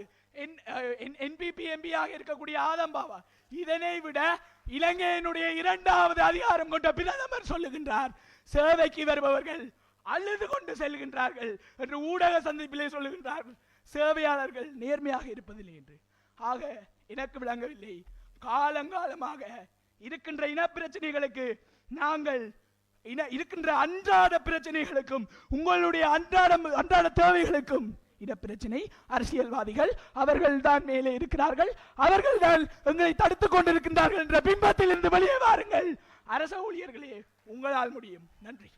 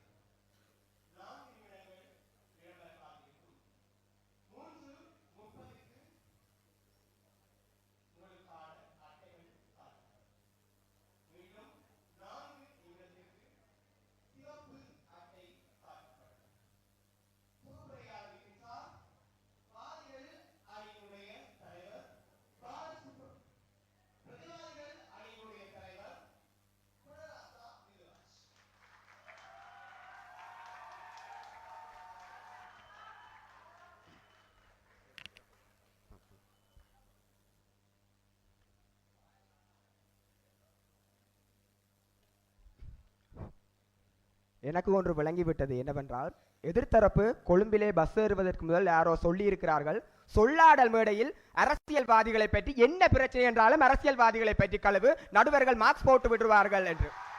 சகோதரர்களே, யதார்த்தத்தை பற்றி கதைக்காமல் நீங்கள் வெறுமனவே எல்லா பிரச்சனைகளுக்கும் அரசியல்வாதிகளை பற்றி கழுவுவது அங்கே பின்தரப்பில் இருப்பவர்களின் கைதட்டலுக்கு வேண்டுமென்றால் காரணமாக இருக்கலாம். ஆனால் இந்த யதார்த்தத்திற்கு அது அடிப்படையாக இருக்குமா என்று கேட்டால் அதைத்தான் இந்த தலைப்பு ஆராய்கின்றது என்பதை இந்த அவை ஒரு கணம் விளங்கிக் கொள்ள வேண்டும். ஒரே ஒரு விடயம் தான் என்னவென்றால், நாங்கள் ஹர்ஷக் மெஹராவை கவனித்த நாங்கள் அதற்குள் இருக்கின்ற லக்கி பாஸ்கர்களை கவனிக்கவில்லை என்பதுதான் எங்களுடைய வாதமாக இருக்கின்றது. அரசியல்வாதிகள் என்ற போர்வைக்குள்ளே சிக்கிக்கொண்டு அரச அதிகாரிகள் செய்கின்ற அட்டூழியங்களை நாங்கள் இங்கே கதைக்க வந்தால் நாங்கள் எங்கள் தரப்பு மக்களுக்கே எதிரிகளாம் என்று இந்த எதிர்த்தரப்புகள் இங்கே அவையிலே முன்வைக்கின்றார்கள். அந்த வகையிலே எங்களுடைய தரப்பின் வாதங்களிலே நாங்கள் வரையறுக்கின்ற பொழுது அன்றாட இடர்கள் என்றால் என்ன என்பவற்றை நாங்கள் வரையறுத்திருந்தோம். ஆனால் எதிர்த்தரப்பு அன்றாட இடர்களிலே இனப்பிரச்சனை தொடர்பாக வரையறுக்காமல் இரண்டாவது மூன்றாவது விவாதிகள் இனப்பிரச்சனையை பற்றி மட்டுமே கதைத்து இந்த வாதத்தை முன்னெடுத்திருந்தார்கள். நாங்கள் அன்றாட இடர்கள் என்று எதனை வரையறுத்தோம் என்றால், இன்று இந்த அரசியல் களத்திலே ஏற்பட்ட மாற்றம் இந்த மக்களினுடைய குமுலர்களும் மக்களினுடைய எழுச்சிகளையும் எதையோ ஒன்று சொல்ல வருகின்றது. நீங்கள் கூறியது போல இனப்பிரச்சனை தான் எங்களுடைய அன்றாட பிரச்சனை என்றால், இன்று தமிழ் தேசிய கட்சிகள் தான் இங்கே வாக்குகளை பெற்றிருக்க வேண்டும். அதே போன்று பெருந்தேசியவாதம் பேசுகின்ற கட்சிகள் தான் இங்கே இலங்கையிலே வாக்குகளை பெற்றிருக்க வேண்டும். அதனையும் தாண்டிய ஏதோ ஒரு பிரச்சனை இந்த சபைக்கும் இந்த மக்களுக்கும் இந்த சமூகத்துக்கும் இருக்கின்றது. அதுதான் அந்த அன்றாட பிரச்சனைகள். நாங்கள் எத்தனையோ உதாரணங்களை கூறியிருந்தோம். அவர்கள் கூறியிருந்தார்கள் எல்லாத்துக்கும் அரசியல்வாதிகள் தான் காரணம் என்று. நான் போய் ஜிஎஸ்டிடம் சைன் வாங்குவதற்கு சுமந்திரன் ஐயாவும் ஸ்ரீதரன் ஐயாவும் தான் காரணம் என்றால், அவர் எனக்கு சைன் வைத்து தராமல் இருப்பதற்கு காரணம் என்றால், சுமந்திரன் ஐயா ஸ்ரீதரன் ஐயா மட்டுமல்ல, அவர்களுடைய பிள்ளைகளையும் சேர்த்து அரசியல்வாதிகள் ஆக்கினால் மட்டும்தான் முடியும். நாங்கள் எங்களுடைய பிரச்சனைகளை கண்டெடுப்பதற்கு பின்னர் எதற்கையா ஒவ்வொரு ஆணைக்குழுக்கள் என்று நியமித்து அதனூடான அரசு அதிகாரிகளை நியமித்து எங்களுடைய பிரச்சனைகளை பற்றி நாங்கள் பேசிக் கொண்டிருக்கின்றோம். அந்த வகையிலே நாங்கள் அரச ஊழியர்கள் என்ற வரையறையில் அரசின் மக்களை நிர்வகிக்க உருவாக்கப்பட்ட கட்டமைப்பான அரசாங்கத்தின் சேவையாளர்கள் என்று வரையறுத்தோம். மக்களுக்காக சேவை செய்வதற்காக தாபன விதி கோவையின் அடிப்படையில் சில தத்துவங்களை கொண்டு செயற்படுவார்கள். தாபன விதி கோவையின் அத்தியாயம் 1 குறிப்பிடப்பட்ட உத்தியோகர்களை தவிர மிகுதி அனைவரும் அரச உத்தியோகத்தர்கள் என்று நாங்கள் கூறியிருந்தோம். அவர்களுக்கு வெறுமனே அங்கே வழங்கப்பட்டிருப்பது தத்துவங்கள். ஆனால் இன்று அரசு அதிகாரிகள் செயற்படுவது தாங்கள் ஏதோ அதிகாரம் மிக்கவர்களாகத்தான் இங்கே செயற்படுகிறார்கள். அவர்களுக்கு என்ன பிரச்சனை இல்லை என்றால், இங்கே ஒரு வைத்தியசாலையிலே கட்டில்கள் ஒழுங்காக இருக்கின்றன, நோயாளர் பராமரிப்பு ஒழுங்காக இருக்கின்றதா என்பதை பற்றி கதைப்பது பிரச்சனை இல்லை. ஏதோ இந்தியா பாகிஸ்தானுக்கும் இடையில் போர்டர் இருப்பது போல பாதுகாப்பு அதிகாரிகளை வாசலில் உறுதிப்படுத்துவதை மட்டும்தான் அவர்கள் செய்து கொண்டிருக்கிறார்கள். ஒரு அவசரத்திற்கு வருகின்றவனுக்கு அந்த விளக்கத்தை ஏதும் கொடுக்காமல் அவர்களை அங்கே புறந்தள்ளுகின்ற செயற்பாட்டை தான் அவர்கள் இங்கே செய்து கொண்டிருக்கிறார்கள். அவையோர்களே, இந்த கருத்தை நீங்களும் ஒப்புக்கொள்வீர்கள் என்று நினைக்கின்றேன். இன்று அரச திணைக்களங்களிலும் அரசாங்க ஊழியர்கள் கடமையாற்றுகின்ற கடமையகங்களிலும் ஒழுங்காக இயங்குவது என்றால் மின்விசிறிகளும் குளிரூட்டிகளும் தான். அங்கே ஒருவன் சைன் வாங்க போகணும் என்றால் எத்தனை தரம் அவன் காத்திருக்க வேண்டிய நிலைமைக்கு நாங்கள் தள்ளப்பட்டிருக்கின்றோம். அதைத்தான் எங்களுடைய வாதத்தின் 5 வியூகங்களாக நாங்கள் முன்வைத்திருந்தோம். மக்களின் அன்றாட இடர்களும் அரசியல்வாதிகளுக்கு இடையிலான இடைவெளியும் அரச ஊழியர்களின் நெருக்கமும். 2வது வியூகம் அரசியல்வாதி எனும் கண்துடைப்புக்கு பின்னால் ஒளிந்திருக்கும் அரச உத்தியோகத்தர்களும் அவர்களின் கடமை தவறலும். 3வது வியூகம் அரசியல்வாதிகளின் 5 ஆண்டு கால வரையறுக்கப்பட்ட காலத்தவணையும் அரச ஊழியர்களின் சாகாவரமும். 4வது வியூகம் இனப்பிரச்சனை தீர்ந்தாலும் அன்றாட பிரச்சனை தீராது. 5வது வியூகம் நாட்டின் சட்டவாக்கத்தால் கொண்டு வரப்பட்ட திட்டங்கள் அரச ஊழியர்களால் தோல்வியடைந்த நிலை என்ற 5 வியூகங்களின் அடிப்படையில் எங்களுடைய வாதத்தை நாங்கள் முன்வைத்திருந்தோம். நீங்கள் கூறுகின்றீர்கள் இனப்பிரச்சனை தான் எங்களுடைய முக்கியமான பிரச்சனை என்றால் நாளைக்கே உங்களுக்கு தனிநாடு வருகின்றது. நாளைக்கே உங்களுக்கு தனிநாடு வருகின்றது என்றால் நான் போய் 1 மணி நேரத்திலே ஜிஎஸ்டியினுடைய சைனை பெற்றுவிட்டு வர முடியுமா? இல்லை என்றால் அரச ஆவணங்களையும் அரச கடமை திட்டங்களையும் நாங்கள் எடுத்துக்கொண்டு வர முடியுமா என்பதை இந்த அவையிலே நாங்கள் கேள்விகளாக முன்வைத்திருக்கிறோம். சகோதரர்களே, அரசியல்வாதிகள் வெறுமனவே அவர்களை ஒன்றிணைக்கின்ற ஒரு தரப்பு. இன்று இங்கே காணி ஒன்று வர வேண்டும் என்றால் அதற்கு அத்தனை அரசு அதிகாரிகளினுடைய கையொப்பம் இல்லாமல் அந்த காணிகள் இங்கே வர முடியாது. நீங்கள் ஊழல்களை பற்றி பேசியிருந்தீர்கள், அரசியல்வாதிகள் ஊழலை என்று. ஒரு திரைசலரியில் இருந்து வருகின்ற பணம் அந்த அமைச்சினுடைய செயலாளரையும் அதற்கு கீழ் இருக்கின்ற அதிகாரிகளையும் தாண்டி எவ்வாறு ஒரு அரசியல்வாதியால் கொள்ளையடிக்க முடிகின்றது? நீங்கள் உங்களுடைய வயிற்று பைகளை நிரப்பிக் கொள்வதற்காக அதே அரசியல்வாதிகளுடன் துணை நிற்கின்ற செயற்பாட்டை எதிர்த்தரப்பு விளங்கிக் கொள்ளவில்லை. அதனையும் தாண்டி அரசியல்வாதிகளை தாண்டி அரச உத்தியோகத்தர்கள் மிகவும் சக்தி வாய்ந்ததாக இருப்பதற்கு காரணம் அவன் படித்தவனையா. அவனுக்கு தான் அந்த தாபன விதி கோவைகளிலும் சரி அந்த கட்டமைப்பிலும் சரி என்னென்ன ஓட்டைகள் இருக்கின்றது, எதனூடாக சென்றால் தப்பிக்கலாம் என்று அரசியல்வாதிகள் பாவம் அது தெரியாதவர்கள் இவர்கள் தான் அதற்கு போதிப்பதற்கு காரணமாக இருக்கிறார்கள். ஐயா, இறுதியாக ஒரு விடயத்தை கூட நான் முன்வைக்கின்றேன். அவர்கள் எங்களுடைய வடக்கு கிழக்கிலே எங்களுடைய மீனவ பிரச்சனை தொடர்பாக பேசியிருந்தார்கள், இராணுவத்திடம் மாட்டுப்படுகின்றார்கள் என்று. நீங்கள் தானேயா ஒரு பயங்கரவாத குழுவையே அழித்ததென்று உங்களுடைய யுத்த வெற்றிவாதத்திலே கூறிக்கொண்டிருந்தீர்கள். ஒரு கடற்படை இருந்த, விமானப்படை இருந்த, காலாட்படை இருந்த ஒரு பயங்கரவாத அமைப்பை நீங்கள் தடுத்தல் என்றீர்கள். ஒரு எங்களுடைய கடல் பரப்பிலே இருக்கின்ற எங்களுடைய கடல் பரப்புக்கு சொந்தமாக இருப்பதில் ஒரு இராணுவம் பெறுகின்ற பொழுது உங்களால் மட்டுமே தடுக்க முடியாமல் இருக்கின்றது. அந்த பாதுகாப்பு செயலாளருக்கு அங்கே முடிவெடுக்க போகாமல் இருக்கின்றது. சகோதரர்களே, நீங்கள் காலம் காலமாக இந்த மேடைகளை கழுவியூத்தி பாவம் அந்த ஆட்டோக்கார தம்பிகள் போல எங்களுடைய அரசியல்வாதிகளை கழுவி கொண்டிருக்கிறீர்கள். ஆனால் அதனையும் தாண்டி உள்ளே அடிப்படையில் மாற வேண்டிய நீங்கள் மட்டுமல்ல, எங்கள் தரப்பிலும் எங்கள் வீடுகளிலும் இருக்கிற அரச ஊழியர்கள் ஒவ்வொருவர்களும் எதற்கும் ஆமா போடாமல் அந்த வேலைகளை மக்களின் நினைவு கொண்டு செய்வார்களாக இருக்கின்றால் இந்த கிளீன் ஸ்ரீலங்கா எங்களுடைய அரச உத்தியோகத்தர்களிலிருந்தே தொடங்கும் என்று கூறி விடைபெறுகிறேன். நன்றிகளாயிரம்.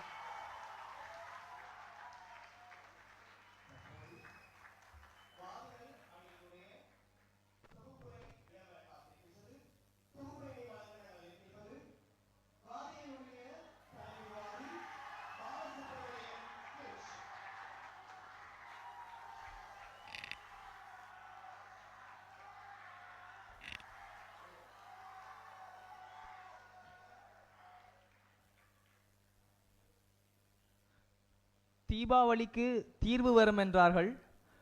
பொங்கல் விழாவுக்கு நடிகைகள் வந்தார்களே ஒழிய தீர்வு இன்னும் வரவில்லை. வடமாகாண சபைக்கு வந்த நிதியினை அப்படியே திருப்பி அனுப்பினார் வடமாகாண முதலமைச்சர்.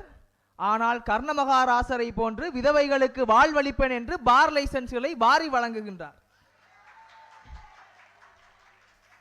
இது மட்டுமல்ல, மலையக மக்களுக்கு 1000 ரூபாய் சம்பளம் கிடைக்கவில்லை என்றால் தீக்குளிப்பேன் என்று வடிவேல் சுரேஷ் அவர்கள் பகிரங்கமாக பேட்டி அளிக்கின்றார். அவர் இன்று வரை இறந்த பாடில்லை. இதிலிருந்து புலப்படுவது என்னவென்றால், இந்த அரசியல்வாதிகளினுடைய நிலைமைகளை அறிந்துதான் எங்களுடைய தமிழ் இளைஞர்கள் சென்ற பாராளுமன்ற தேர்தலிலே புதிய பாராளுமன்ற உறுப்பினர்களை பாராளுமன்றத்துக்கு அனுப்பி வைத்தார்கள். எங்களுடைய தமிழ் இளைஞர்களுக்கு தெரிந்த விடயம் இந்த 3 பள்ளி மாணவர்களுக்கு தெரியவில்லை. அடிப்படை பிரச்சனை இங்குதான் இருக்கின்றது. அழகாக கூறினார் பாருங்கள், இனப்பிரச்சனை தான் எங்களுடைய அன்றாட இடர் என்றால் தமிழ் தேசிய கூட்டமைப்பு வெற்றி பெற்றிருக்க வேண்டும் என்று நான் முதலில் கூறியவாறு இன்றைய அரசியல்வாதிகளுடைய நிலைமை அறிந்து இன்று தமிழ் தேசிய கூட்டமைப்பானது வெற்றி பெறவில்லை. இதுதான் அடிப்படை காரணம். அடுத்து அழகாக கூறுகின்றார் பாருங்கள், இந்த வாதத்தினுடைய கதாநாயகரை இந்த மூன்றாம் விவாதி தான். அழகாக கூறினார் பாருங்கள், இனவாதம் என்பது அன்றாட பிரச்சனையா என்று கேட்டிருந்தார். எனக்கு 5 கேள்விகள் இருக்கின்றது. முதலாவது, அரசாங்கத்தால் பிடுங்கப்பட்ட காணிகள் அனைத்தும் தமிழர்களுக்கு வழங்கப்பட்டு விட்டனவா? அடுத்ததாக, அதிமேதகு ஜனாதிபதியான அனுரகுமார திசாநாயக்க யாழ்ப்பாணத்திற்கு வருகை தருகின்ற நேரம் மாத்திரம் விடுவிக்கப்பட்ட ராணுவ முகாம்களானது வடக்கிலும் கிழக்கிலும் நிரந்தரமாக அழிக்கப்பட்டு விட்டனவா? மூன்றாவது, சேனல் 14 மூலமாக கிளம்பிய சர்ச்சைகள் அனைத்திற்கும் நீதி கிடைத்து விட்டனவா? இந்த மூன்றிற்கும் விடையானது ஆம் இல்லை என்றால் ஒரு விடயத்தை நாங்கள் புரிந்து கொள்ள வேண்டும். இன்றும் இனப்பிரச்சனை எங்களுடைய அன்றாட பிரச்சனையாக இருந்து கொண்டுதான் இருக்கின்றது. ஒரு விடயத்தை புரிக்க வேண்டும், எங்களுக்கு நீதிகள் இன்னும் கிடைக்கவில்லை. காணாமலாக்கப்பட்டோர் உறவுகளுக்காக இன்றும் எங்களுடைய தாய்மார்கள் வாசலை விழிவைத்து பார்த்து கொண்டிருக்கின்றார்கள். அவர்களுடைய உளவியல் பிரச்சனை இந்த 3 பள்ளி மாணவர்களுக்கு தெரியவில்லை. கூறுகின்றார்கள் அழகாக, அரசியல்வாதிகளானவர்கள் கல்வி கற்றவர்கள் என்று. அரசியல்வாதிகள் கல்வி கற்கவில்லையாம், அதனால் அவர்களுக்கு மோசடி செய்ய தெரியாதாம். அரசு ஊழியர் கல்வி கற்றவர்களாம். இந்த ஓடி விளையாடு பாப்பா என்று விளையாடி கொண்டிருந்த அரசியல்வாதிகள் தான் 11 ஊழல் மோசடி வழக்கிலே சிக்கிக் கொண்டு இருக்கின்றார்கள். நீங்கள் கூறுகின்ற கல்வி கற்காத பாப்பாக்களாக இருக்க அரசியல்வாதிகள் தான் இந்த ஊழல்களை செய்திருக்கின்றார்கள். அப்படி என்றால் பிரச்சனை எங்கு இருக்கின்றது? அரசு ஊழியர்கள். அரசு ஊழியர்கள் 5க்கும் 10க்கும் 500க்கும் 1000க்கும் லஞ்சம் செய்து கொண்டிருக்கின்றார்கள். அரசியல்வாதிகள் கோடிகளில் ஊழலை செய்து கொண்டிருக்கின்றார்கள். அனைத்தும் யாருடைய பணம்? மக்களினுடைய பணம். தமிழ் மக்களினுடைய வளங்களை சூறையாடி கொண்டிருக்கின்றார்கள் அரசியல்வாதிகள். அடுத்ததாக ஒரு விடயத்தை கூறினார் பாருங்கள், அதாவது சென்ற சொல்லாடலே, அதாவது 2023 சொல்லாடலே ஒரு விடயத்தை கூறினார்களாம். அரசு ஊழியர்களுக்கு IMF ஆனது அரசு ஊழியர்கள் சும்மாக சம்பளங்களை வழங்க வேண்டாம் என்று கூறினோமாம். அதே சொல்லாடல் தான் ஒழுங்காக செவிமடுத்திருந்தார் ஒரு விடயம் விளங்கியிருக்கும். CIA BOC என்ற ஒரு விடயம் இருக்கின்றது. லஞ்சம் மற்றும் ஊழல் தொடர்பான சார்த்திதழ்களை தொடர்பான திணைக்களமானது இடம்பெற வேண்டும் என்று கூறினார். காரணம் என்ன? அரசியல்வாதிகளுடைய வெளிப்படையான நிதி கட்டமைப்பானது அவர்கள் இல்லை. வெளிப்படையாக அவர்கள் நிதிகளை சேர்க்கவில்லை. அதனால் ஊழல் மற்றும் லஞ்சம் தொடர்பான சார்த்தல் தொடர்பான திணைக்களங்களை உருவாக்க வேண்டும் என்று IMF ஆனது பரிந்துரை செய்திருந்தது. அடுத்ததாக, கிழக்கு மாகாணத்தில் இருக்கும் மேய்ச்சல் தடை பிரச்சனைக்கு சுமந்திரன் போராடினாராம். அண்மையில் தான் அனுர திசாநாயக்க முன்னிலையில் கஜேந்திர குமார் 20 வருடங்கள் கழித்து 20 பரிந்துரைகளை புதிதாக முன்வைத்திருந்தார். அந்த 20 பரிந்துரைகளிலுமே கிழக்கு மாகாணத்தில் இருக்கக்கூடிய மேய்ச்சல் தடை பிரச்சனை குறிப்பிடப்படவில்லை. காரணம் என்ன? இங்கு அரசியல்வாதிகளுடைய ஆதிக்கத்தினாலும் சிங்கள பேரினவாத அரசியல்வாதிகளாலும் எங்களை பிரதிநிதித்துவப்படுத்துகின்ற அரசியல்வாதிகள் வாய்ப்புத்தி கைகட்டி நின்று கொண்டிருக்கின்றார்கள். அதை அறிந்துதான் தமிழ் இளைஞர்கள் பாராளுமன்றத்தில் புதிய பெறுபர்களை காண்பதற்காக திட்டங்கள் இறங்கினார்கள். ஆக இவ்வளவு பிரச்சனைகளும் இருக்கின்றது. எங்களுடைய தரப்பு வாதத்திற்கு வருவோமையானால் எங்களுடைய வாதம் இவ்வளவுதான். ஒரு அரசியல்வாதி என்போன் தமிழர் சிறுபான்மையினத்தினையும் பெரும்பான்மையினத்தையும் பிரதிநிதித்துவப்படுத்தி நாங்கள் கைகளில் அதிகாரங்களை கொடுத்து அனுப்புகின்றோம். அவ்வாறு அதிகாரம் பெற்றிருக்கக்கூடிய அரசியல்வாதியானவன் தமிழர்களுடைய பிரச்சனையை பிரதிநிதித்துவப்படுத்த வேண்டும். தமிழர்களுடைய பிரச்சனையையும் தமிழ் மக்களுடைய இடர்களையும் தீர்ப்பதற்கான வழிவகைகளை பாராளுமன்றத்தில் பேச வேண்டும். அதற்கு தான் அமைச்சு பதவிகள் இருந்து கொண்டிருக்கின்றது. அழகாக நாங்கள் அரசியலமைப்பு உதாரணம் காட்டினோம். நாங்கள் பல ஆய்வாளர்களையும் பல விடயங்களை குறிப்பிட்டு கூறியிருந்தோம். பல நிதர்சன ஆதாரங்களை முன்வைத்திருந்தோம். இவர்கள் முன்னும் நடைமுறை ஆதாரங்களை கூறுகின்ற என்று பிதற்றிக் கொண்டே இருந்தார்கள். ஒரு சுழலுக்களை சிக்கிக் கொண்டிருந்தார்கள். எங்களுடைய கோணங்கள் 3 தரங்கள் ஆராயப்பட்டிருந்தது. சிறந்த பிரதிநிதித்துவம் இல்லாமல் அது நாங்கள் அழகாக விளக்கப்படுத்தியிருந்தோம். பிரச்சனை எவ்வாறு பிரதிநிதித்துவப்படுத்தாமல் அரசியல் லாபங்களுக்காக அரசியல்வாதி செயற்பட்டுக் கொண்டிருக்கின்றார்கள் என்று 2வது தளத்தில் நாங்கள் முன்வைத்திருந்தோம். பிரச்சனைகளை உருவாக்குவதே அரசியல்வாதி தான். சிங்கள பேரினவாதர்கள் எங்களுடைய அன்றாட பிரச்சனைக்கு எவ்வாறு காரணமாக இருப்பதால் என்ற ஆதாரங்களை சமர்ப்பித்திருந்தோம். 3வது விடயத்தை நாங்கள் கூறியிருந்தோம். பாருங்கள், எவ்வாறு மக்களுடைய அதிகாரங்களை துஷ்பிரயோகப்படுத்துகின்றார்கள் என்று. நேர்மையாக இருக்கக்கூடிய நீதிவான்களையும் அரச ஊழியர்களையும் கூட கட்டுப்படுத்துகின்ற அதிகாரம் தங்களுடைய துஷ்பிரயோகத்தினூடாக சீரடியை செய்து கொண்டு இருக்கின்றார்கள்.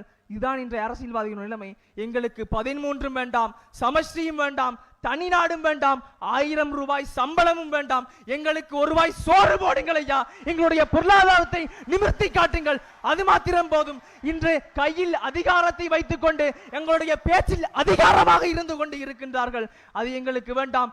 அனைவரும் புரிந்து கொள்ளுங்கள். கல்வியை கையில் எடுங்கள், தயங்கி நிற்க வேண்டாம். என்ன செய்ய வேண்டும் என்று பயங்க நில்லுங்கள் என்று கூறி வாய்ப்புக்கு நன்றிகள்.